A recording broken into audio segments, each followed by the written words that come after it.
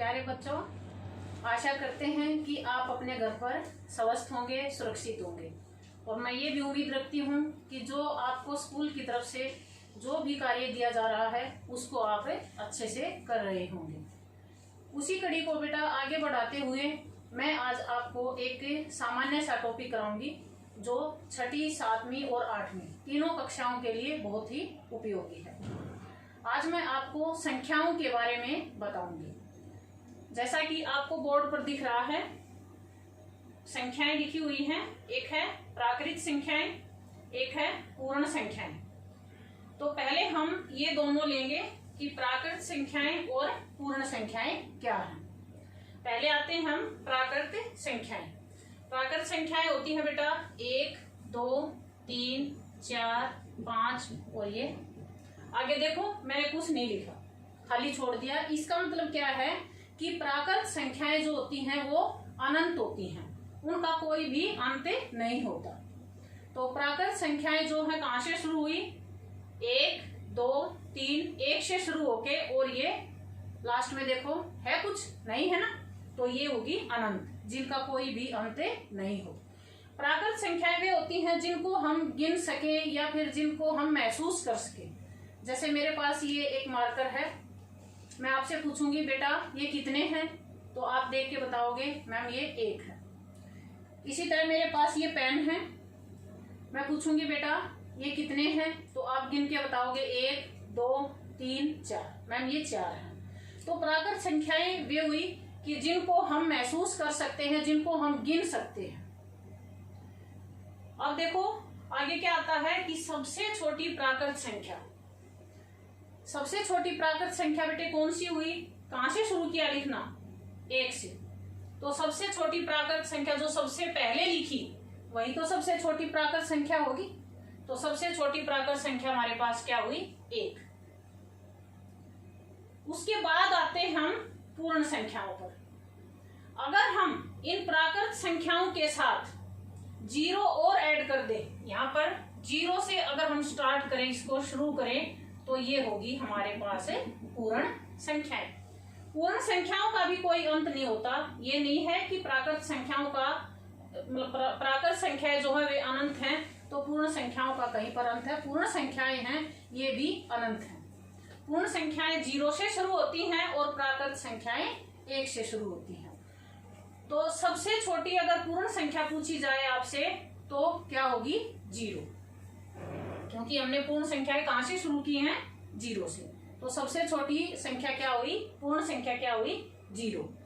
अब कई बार क्वेश्चन आता है बेटा कि सभी प्राकृत संख्याएं पूर्ण संख्याएं हैं? क्या सभी प्राकृत संख्याएं जो हैं वे पूर्ण संख्याएं हैं? तो आप यहां देखो एक बार, पूर्ण संख्याएं जो लिखी गई है ना, प्राकृत संख्याएं, ये पूर्ण संख्या में है ना सभी। तो प्राकृत संख्याएं जो होती हैं वे पूर्ण संख्याएं हो सकती हैं, हो सकती है क्या? होती हैं।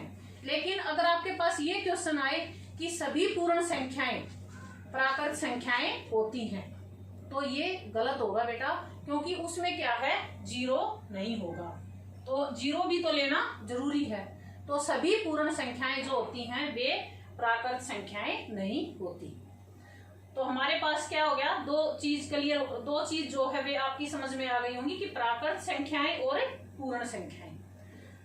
अब क्या है कि आपसे अगर ये पूछा जाए, ये है 1, 2, 3, 4, 5, 6, 7, 8, 9, 10। आपसे ये पूछा जाए कि 5 से पहले वाली संख्या कौन सी है, तो आप क्या करोगे? ये छोटी संख्या है, ठीक है, आप मतलब बता दोगे कि मैम 5 से पहले वाली संख्या 4 है। हमने क्या किया कि 5 में से एक माइनस करके देखा, तो हमारे पास क्या आ गया? 4। इसको हम क्या कहेंगे? किसी भी संख्या का पूर्ववर्ती। यहां पर लिखा गया है किसी भी संख्या का पूर्ववर्ती। उस संख्या से जस्ट पहले वाला जस्ट पहले वाली जो संख्या लेंगे वो उसकी पूर्ववर्ती होगी। और अगर ये पूछा जाए कि 3 के बाद वाला या बाद वाली संख्या कौन सी है, तो हम क्या करेंगे, 3 में 1 जोड़ देंगे तो क्या होगा 4। इसको हम बोलेंगे परवर्ती। इसमें क्या है कि जो संख्या दी गई है और जिस संख्या के बारे में हमारे से पूछा गया है कि उस संख्या का परवर्ती बताओ, हम उस संख्या में 1 जोड़ देंगे।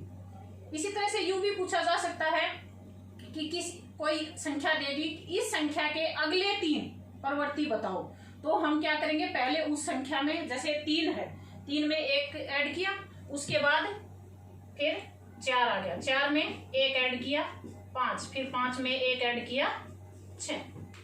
ये एक छोटी संख्या है, ठीक है, आप इनको मतलब बिना किए भी, बिना देखे भी बता सकते हैं। हम कुछ बड़ी संख्या ले लेते हैं, जैसे ये ले दिया 370 और 370 का पूर्ववर्ती।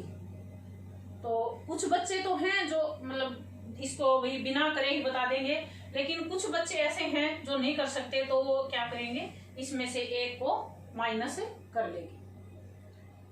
10 यहां से हमने हासिल लिया, यहां पर हो गए 10, 10 में से 1 9, यहां पर 6 बच गए, 6 के 6 और ये 3, तो इसका पूर्ववर्ती क्या हुआ हमारे पास 369, ये हो गया इसका पूर्ववर्ती। और अगर 370 का परवर्ती पूछा तो हम क्या करेंगे, इसमें 1 ऐड करते हैं, तो क्या आ गया 370 का अगर परवर्ती पूछा गया तो हमने उसे अगले वाली संख्या लेनी है, जो कि 370 में 1 जोड़ने पर उसे अगले वाली संख्या हमें प्राप्त होगी। अब एक और क्वेश्चन बनता है बेटा यहां से कि 2 संख्याएं दे दी, 2 संख्याएं, जैसे ये है,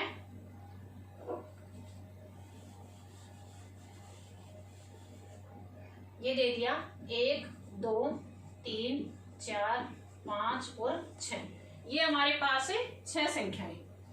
इनमें से यूं पूछ लिया कि इनके बीच की संख्याएं बताओ, बीच की संख्याएं बताओ, तो हम यहां तो खैर ये लिखी हुई है बेटा 1 2 3 4 5, आप गिन लोगे 1 2 3 4, इनके बीच की संख्या कितनी होगी, 4 होगी। और अगर लिखा हुआ नहीं है और मैं ये कह दूं कि भाई 1 और 6 के, 1 और 6 के बीच की संख्याएं बताओ, तो हम क्या करेंगे, जो बड़ी संख्या है, बड़ी इसमें 6 है, तो हम बड़े वाली संख्या लेंगे और फिर हम कौन सी लेंगे, छोटे वाली। छोटी कौन सी है इसमें, 1 है, तो हम 1 ले, दोनों को आपस में क्या किया, घटा दिया, तो 6 माइनस 1 क्या आ गया हमारे पास 5, उसमें से 1 और माइनस कर दो, ये हमारे पास कितना आ गया 4, तो 1 और 6 के बीच की कितनी संख्याएं होगी, 4। इसी तरह से ये नहीं है कि ये छोटी है इसलिए, अगर बड़ी है, जैसे ये पूछ लिया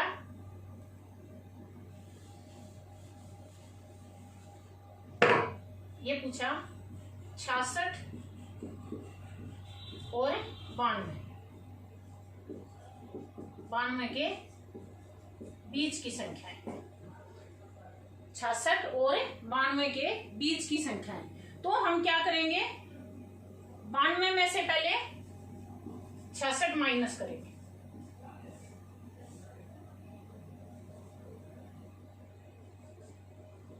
बानवे में से पहले हमने क्या किया, 66 को माइनस कर लिया, और क्या है हमारे पास 26। अब इस 26 में से हम 1 और माइनस करेंगे, तो इससे इसके बीच की कितनी संख्याएं होगी, 25।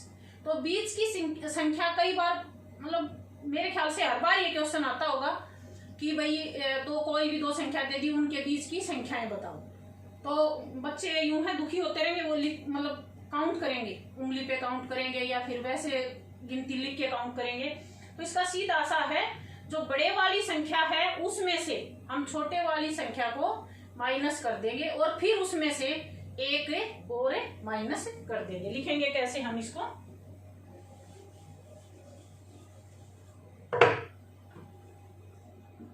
याद रह जाएगा आपको,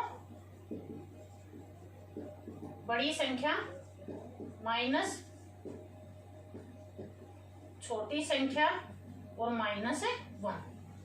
तो बड़े वाली संख्या और ये माइनस छोटे वाली संख्या -1।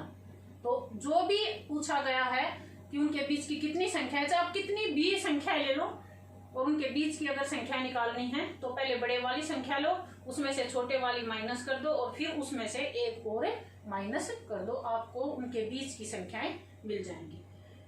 तो मेरे ख्याल से आप सबको ये समझ आ गया होगा कि प्राकृत संख्याएं क्या होती हैं, सबसे छोटी प्राकृत संख्या क्या है, पूर्ण संख्याएं क्या होती हैं, सबसे छोटी पूर्ण संख्या क्या है, और उसके बाद परवर्ती कौन सी, किसी संख्या का परवर्ती निकालना हो या किसी संख्या का पूर्ववर्ती निकालना हो तो पूर्व से तो वैसे ही आइडिया हो जाता है कि पूर्व उससे पहले वाला, और फिर दो संख्याओं के अगर बीच की संख्याएं पूछी गई हो तो वो कैसे निकालेंगे, उसके लिए हम क्या करेंगे, बड़ी संख्या माइनस छोटी संख्या -1। तो मेरे हिसाब से आप सबको ये समझ आ गया होगा। अगला जो अपना सेशन होगा उसमें हम पूर्णांक, सम संख्याएं, विषम संख्याएं, भाज्य संख्याएं, अभाज्य संख्याएं और संख्या रेखा के बारे में जानेंगे। धन्यवाद।